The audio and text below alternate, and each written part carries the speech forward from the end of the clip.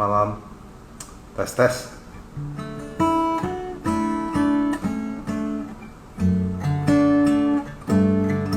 Selamat malam teman-teman dari New One Church, saudara-saudara New One Church. Saya harap semua dalam keadaan baik, dan saya harap teman-teman semua walaupun nggak baik juga nggak apa-apa juga sih. Dan selamat datang di Oasis Session. Bagi yang baru pertama kali, saya mau kasih tahu Oasis Session adalah beberapa puluh menit, mungkin bisa 30 menit atau 20 menit, di mana kita akan menyembah Tuhan dan dapat sedikit inspirasi dari firman Tuhan yang saya harap bisa menyegarkan teman-teman di tengah minggu yang gak mudah. Saya tahu ini bentar lagi sudah masuk bulan Desember, dan tentu ini sesuatu yang tidak mudah bagi teman-teman. Boleh siapa aja boleh ikut, it's okay. Dan saya berharap ini jadi sesuatu yang penting bagi saudara semua dan berbicara. Ada kemungkinan bahwa ini mungkin Oasis Session yang terakhir, ada kemungkinan. Makanya saya harap saudara bisa menikmati apa yang kita bisa pelajari, dan kita nikmati apa yang Tuhan bicara di dalam kehidupan kita. So hari ini, let's go. Terima kasih Bapa atas hari ini. Kau Tuhan yang baik dan gak pernah menyerah sama kami, Tuhan. Thank you bahwa Kau Tuhan yang baik. Sungguh indah yang Kau pikirkan tentang kami. Terima kasih atas kebaikan. Thank you, Lord. Bagian tahu katakan sama-sama. Kemanakah ku dapat pergi, menjauhi rohmu yang suci, Kau sahabat. Amin. Dan Kau dekat,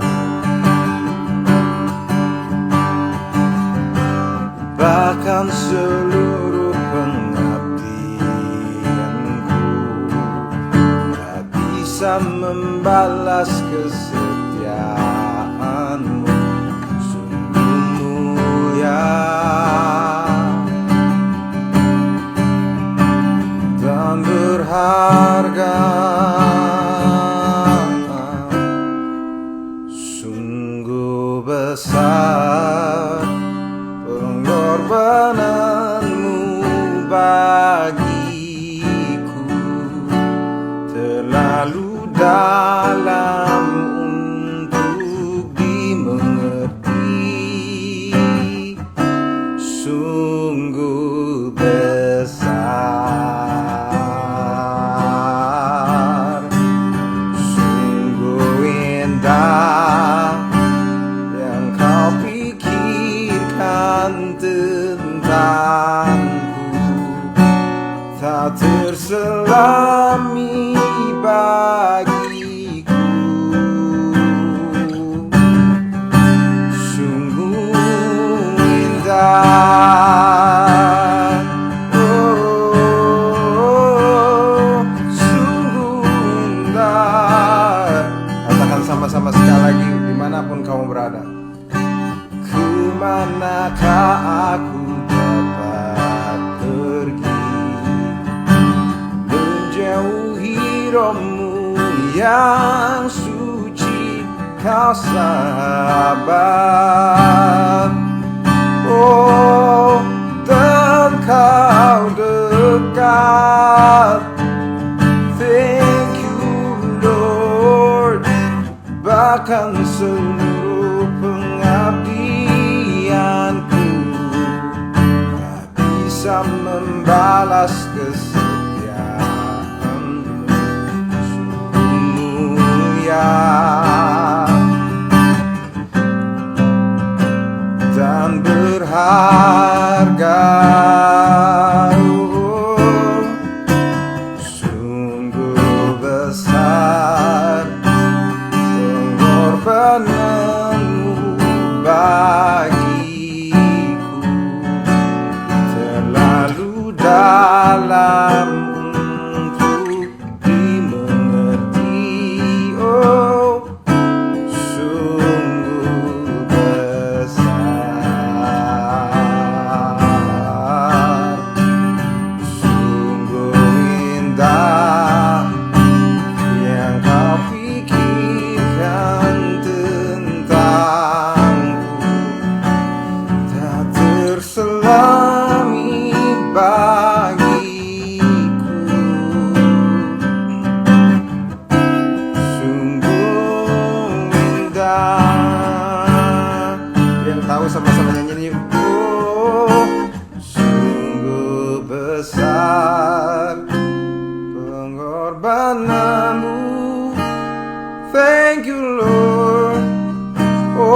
Engkau Tuhan yang baik,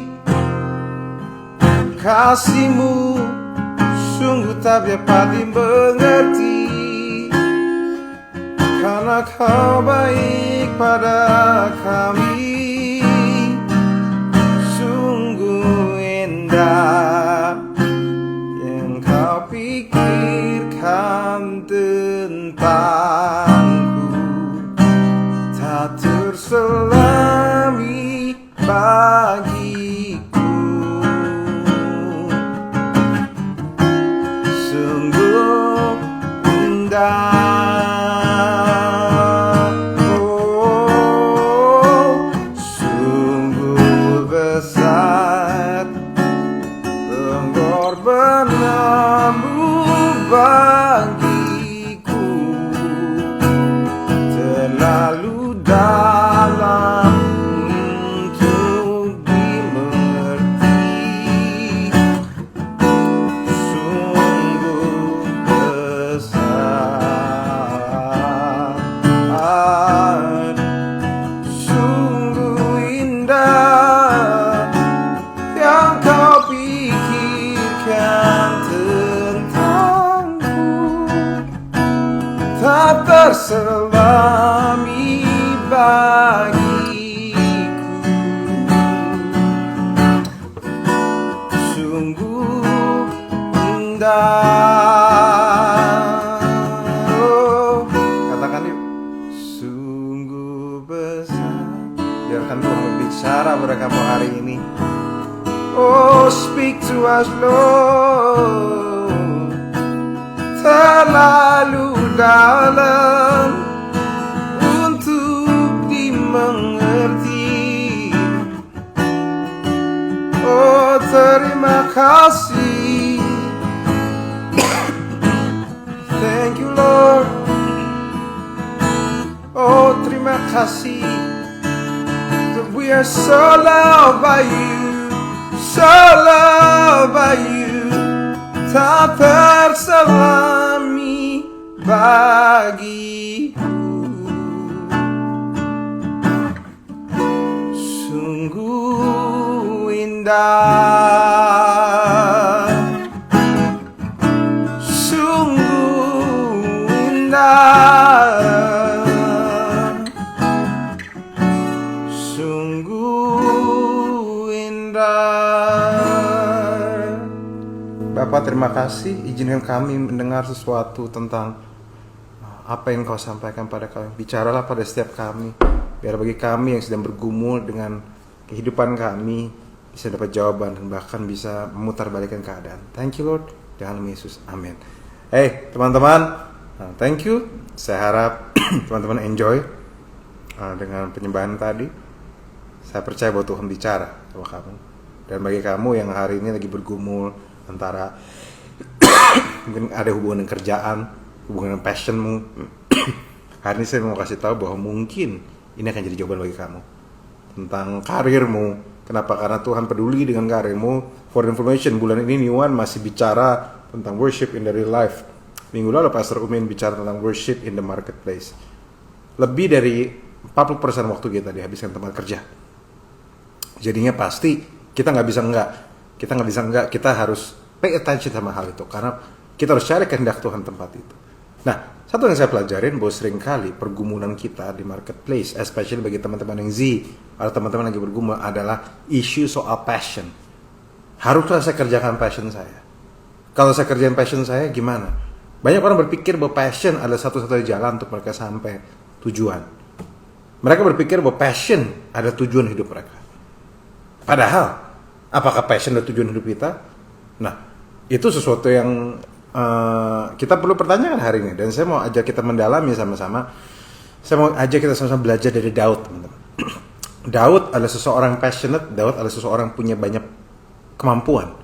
Dan dia punya passion yang baik. Nah, saya akan ajak kita sama-sama bagi teman-teman untuk melihat di 1 Samuel 16 ayat 14-23. Dan 1 Samuel 16 ayat 14-23. Saya akan minta NWIC Care Group untuk tulisin pasalnya. Nanti teman-teman bisa renungkan sendiri di rumah. 1 Samuel 16 ayat 14-23. Ini bicara tentang dinamika antara Saul dan Daud. Sebenarnya saya mau kasih tahu dulu teman-teman. Daud adalah seorang anak muda pada waktu kitab ini ada. Daud bukan orang yang keren, Daud bukan bintang, Daud bukan artis.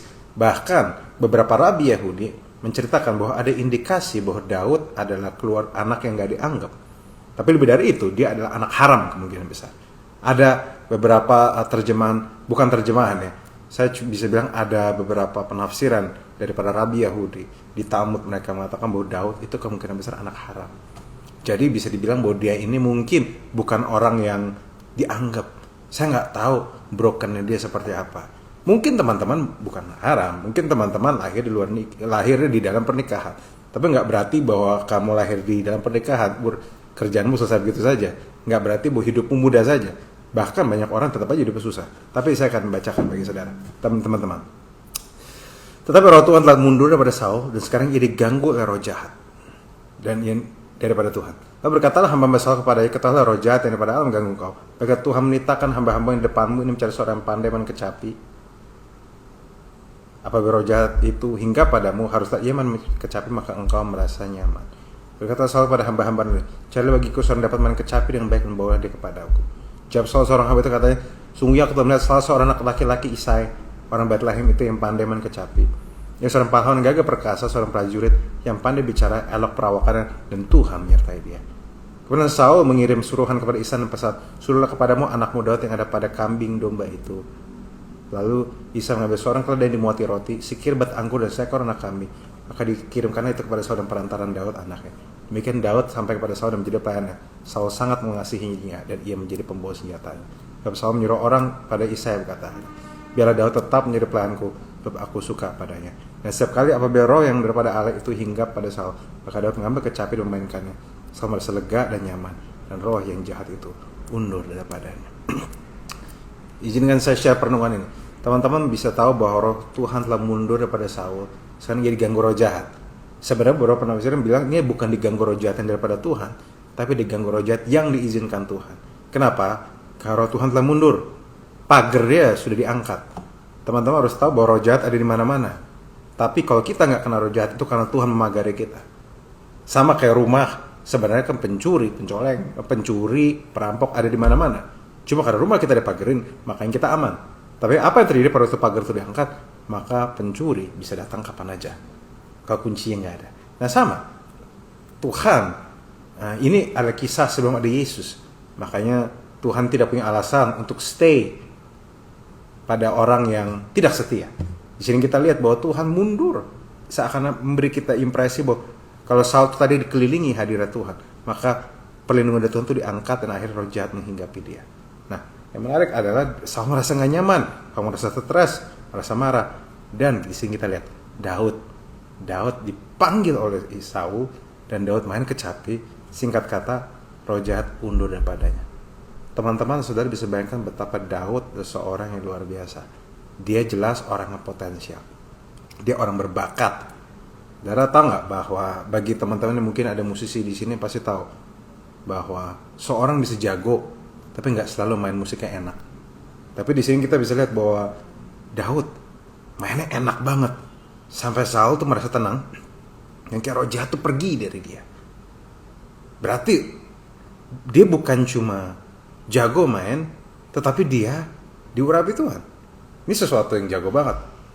Nah, yang menarik adalah ini kita bisa lihat bahwa ini adalah yang dilakukan Daud. Setiap kali dia mengembangkan kami, dia banyak main musik dan sebagainya.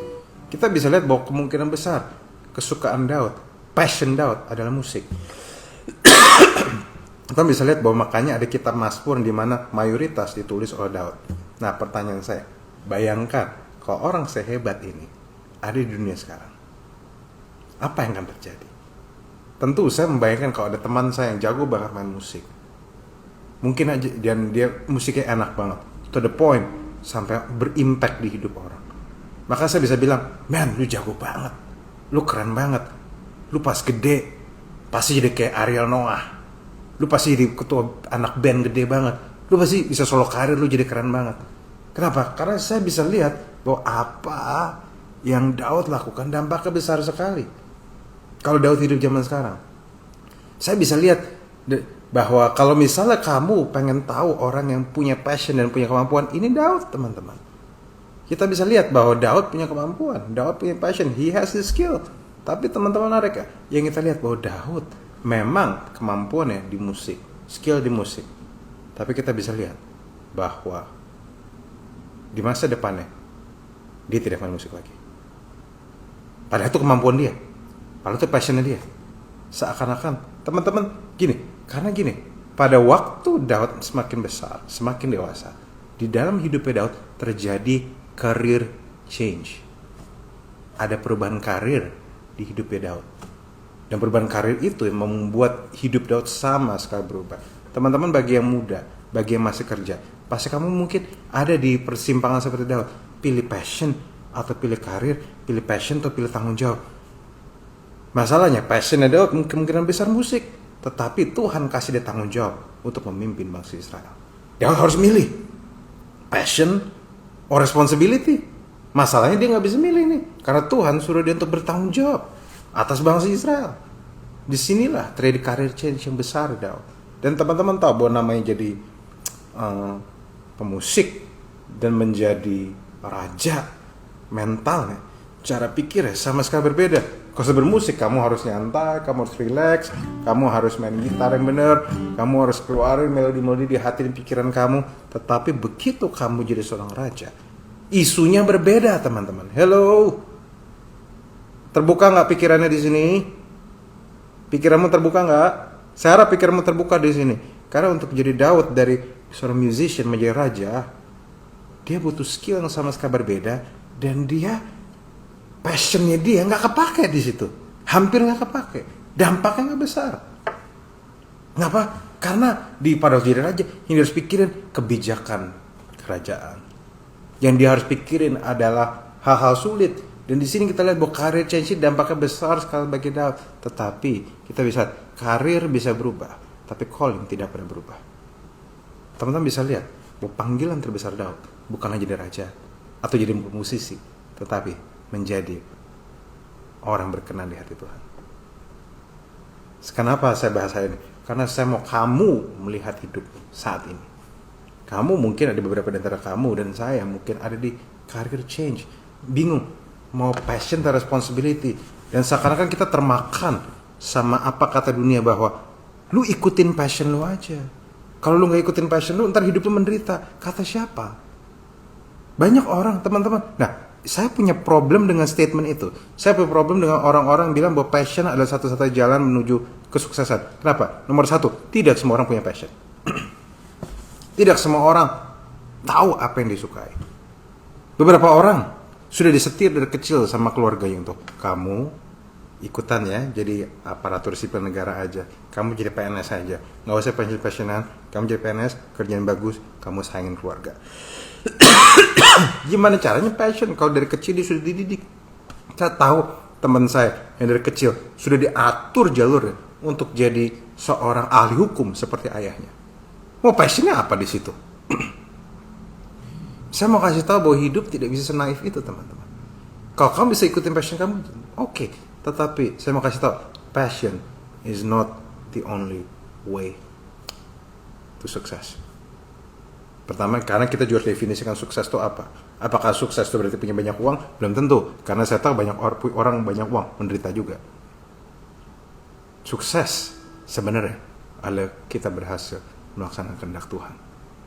Handphone saya itu berhasil sukses kalau dia berhasil berfungsi menjawab kebutuhan sekitarnya, menjawab kebutuhan saya.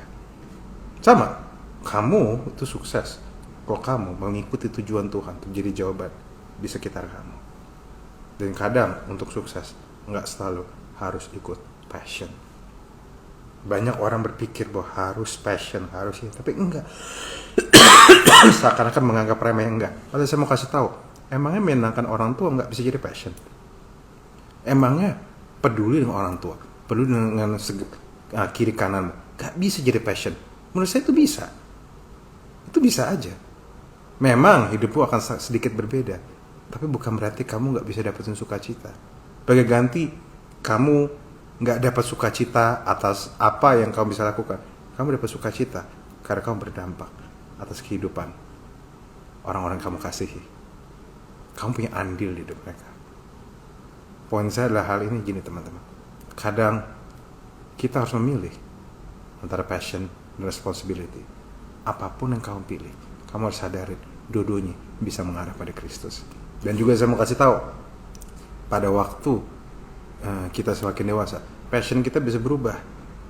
Ada banyak perempuan yang passionnya kerja terus, tapi begitu menikah, hamil, punya anak, berubah. Tujuannya bukan passion dia lagi, tapi membesarkan anaknya. Bahkan pada waktu ada tawaran-tawaran pekerjaan datang pada dia, dengan sigap dia tolak. Kenapa? Dia nggak merasa itu passionnya lagi. Passionnya adalah membesarkan anaknya menjadi sesuai kehendak Tuhan. Passion bisa berubah. Bahkan ada orang yang dengan sengaja dia tidak mau menjadikan passion sebagai karirnya, karena capek entar dia nggak punya passion lagi. Akhirnya kerja passion. Artinya saya hanya membuka pikiran kalian bahwa setiap orang melihat passion berbeda-beda. Kita nggak bisa taruh satu jalan aja, tapi satu yang kita percaya, your career can change, your passion can change, but your calling will never change. Panggilan hidupmu tidak akan pernah berubah menjadi seorang berkenan di hati Tuhan. Saya mau kasih tahu, untuk menjadi seorang berkenan di hati Tuhan, nggak perlu ikutin passion, nggak perlu ikutin responsibility. Apapun yang kamu pilih, kamu bisa. Hanya saya menghibur teman-teman, bagi kamu yang lagi dalam career change, kalau memang harus career change, silakan jalannya. Kalau misalnya kamu bisa suka karir itu, silakan. Ada waktunya kita menyukai yang kita kerjakan. Ada waktunya kita bisa mengerjakan yang kita sukai. Betul. Baik, saya berharap teman-teman bisa mengerjakan yang kamu sukai. Tetapi akan ada waktunya kita harus terpaksa menyukai yang kita kerjakan. There are times we can do what we like, but there will be times we must learn to like what we do. Dan saya mau kasih tahu, apapun yang kamu lakukan, walaupun entah kamu mengerjakan kamu suka atau kamu berusaha mengerjakan yang kamu sukai, ingat, kamu bisa melakukannya untuk kemuliaan Tuhan. Kolose 3:23 mengatakan, apapun yang kamu perbuat, perbuatlah soal itu untuk Tuhan, bukan untuk manusia. Your career change itu biasa. Passionmu bisa, kalau memang kamu dijalanin dan ternyata memang itu buka jalan, silakan. Tapi bagi teman-teman yang jalannya nggak terbuka, walaupun ngerjain passionnya dia, it's fine. Masih banyak jalan lain untuk memuliakan Tuhan. Saya berharap menjadi sebuah penghiburan bagi teman-teman.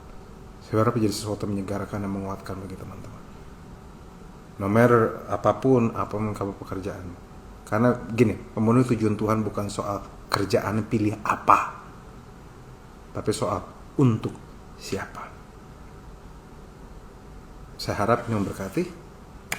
Saya menguatkan. Apakah ini membuka pikiranmu? Silakan, kalau ini membantumu, kalau ini membuka pikiran, silakan tulis di komen. Dan lagi pula, kadang sekarang memang kita belum bisa. Siapa tahu di masa depan kita bisa pakai passion kita. Saudara, seperti yang saudara tahu, walaupun prioritas Daud sudah nggak bermusik lagi, tetapi sambil dia bekerja, sambil dia jadi raja, dia masih sempat nulis Mazmur. Dan akhirnya di Mazmur itu menjadi kitab yang sering kita lihat. So, itu aja. Saya harap ini menyegarkan bagi teman-teman. Saya harap ini menginspirasi bagimu. Oke, sampai ketemu. Ini mungkin Oasis Session terakhir untuk tahun ini. Tuhan berkati. God bless you.